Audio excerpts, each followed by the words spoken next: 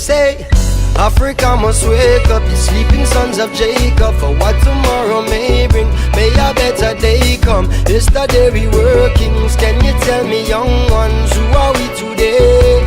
Yeah, now. You know, Nigeria is burning and people are too concerned with, you know, issues that are, I mean, they're ultimately important, we all know that, but superfluous to how important are these things compared to the fact that, you know, we're all passengers on a ship that's sinking. Right. So this was a tract that was written by Chinua Achebe, and he said abuse or vilification in private. This one. That's all over. This one. All right. Okay. Sorry. The right one is the trouble with Nigeria is simply and squarely the failure of leadership. There is nothing basically wrong with the Nigerian character. There is nothing wrong with the Nigerian land or climate or water or anything else. The Nigerian problem is the unwillingness or inability of its leaders to rise to the responsibility, to the challenge of personal example, which is the hallmark of true leadership. Now, what we're going to base like the Scourge of Leadership as a topic on, we're hoping we could use that last sentence, which is the problem, as Chinua Achebe saw it, being the unwillingness or inability of our leaders to rise to the responsibility, to the challenge of personal example, which is the hallmark of true leadership. I think the floor is open for any comments to that. You said you didn't agree with the statement about overhauling and sanitizing the Nigerian leadership structure. I mean, I really wanted to find out. That's what I said to you. I was like, wanted to find out what your basis of disagreement was, and you could enlighten us with them. I think our leaders are not as strong. They're definitely not as good. And yeah, we could do with better leaders. Yeah. But think about it, yeah? When you look at the Kano riots, the Just riots, and some other even fundamental things, when people steal, or when policemen are actually asking for bribes, those fundamental things, they make you question, if we change our leaders and we place them with people who are just like ourselves, will those people do the same things? And my answer is leaning towards yes. And so changing our leaders, I don't think that's a fundamental solution to our problem. I see. What I said was, when I said overhaul or sanitize, I anticipated the fact that overhauling may not be the problem. When I say sanitize, I mean like the leaders that are there. Because I mean, I look at some of the leaders we have.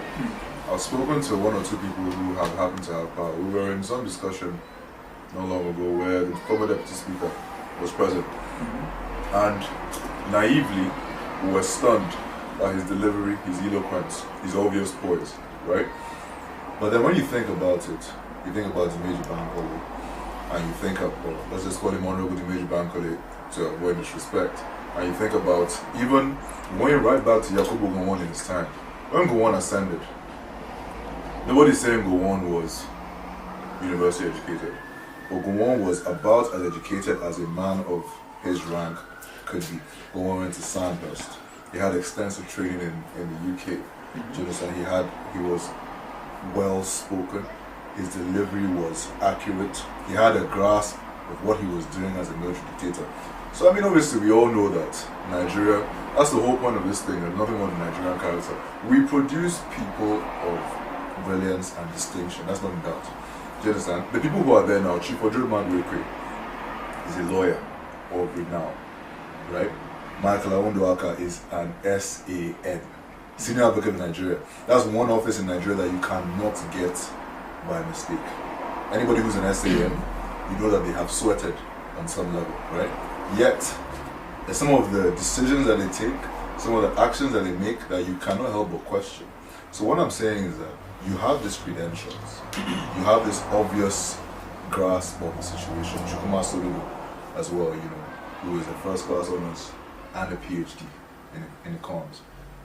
I'm saying that when I say sanitize, I mean if you present certain indices in different circumstances, I think these guys could perform differently, right? That's what I mean by sanitizing.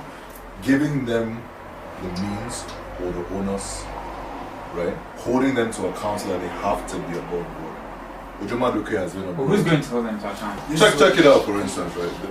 There's a bunch of ways you could Just interject at this point. Yeah. I don't know if you remember a few days ago we're having the same discussion about accountability of leadership, and it just came to me like our leaders, right, from the base level to executive level, don't actually have a measurement or a yardstick for ascertaining what they did during their time as leaders.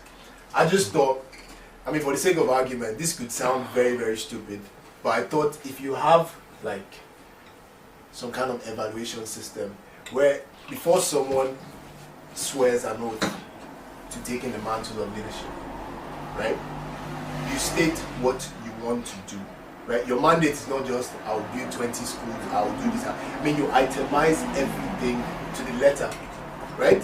So that at the end of your tenure, there will be a sheet of what you've done and a sheet of what you set out to do, and it will be compared and made public. Now you might say, what does anyone think about it when they've stolen all their money? What do they care about it? But then, if you notice, with us Nigerians, I think we have a problem with stigma. We have a problem with being embarrassed in public. We have a problem with people looking down on us. You understand? So when you threaten someone that has held such a position of prestige, with disgrace, because that's essentially what they're gonna have, then I think to some extent, forget what they're gonna steal, because we're not expecting saints there, right? That's just being honest. You know, people are going to be fraudulent or whatever, but we need things to get done. And forget what they're going to do along the way, as long as they set out to make 100% of what they set out to do. I think that immediately instills accountability into whoever takes that mantle. So I don't know. I mean, it might. This is my opinion on the issue. Yeah. I think the fundamental problem is that we do not have a robust method for selecting or electing our leaders. And I completely disagree with the notion that somehow we can settle. Somehow we expect people to be fraudulent or to steal. There's a standard. And I argue that in a country of 140 million people, or 150, however many we are, we can definitely find leaders who are of the caliber of leaders that we expect that will take us to where we want to get to. The problem is, most of the leaders we have right now, we have not elected. And I'm sure if Nigerian electoral system put our leaders or the prospective leaders through the sort of rigor other developed countries have put their own leaders through, we will get the right people. In America, when you say we have not elected, what do you mean? We haven't elected. I mean, in America, for instance, Barack Obama spent 2 years. That's the normal election period or campaigning period. He was torn apart, literally. His associations, his policies, his past records, everything was brought into public light. In Nigeria, sometimes they even put a ban on campaigning for elections until 2 months before the elections.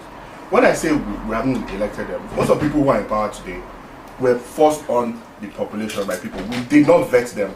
The fact of the matter is that Aundaka that you're talking about. They didn't win election. No, they didn't. No, they didn't. They didn't. Aundaka that you're talking about. I'm saying, what are you saying? So I am saying the That electoral they rigged the election. Yes, they did. Oh, okay. That's all I wanted to. No. But the point I'm making is, if our electoral system was robust enough to strip, tear down somebody who's running for the highest office in the land, presidency, somebody who wants to become a governor, somebody who wants to become a state, a senator, a local government chairman, you have to put the person through the process. Yes, we don't expect perfect human beings, but we have a standard. There's no such thing as, they can loot money.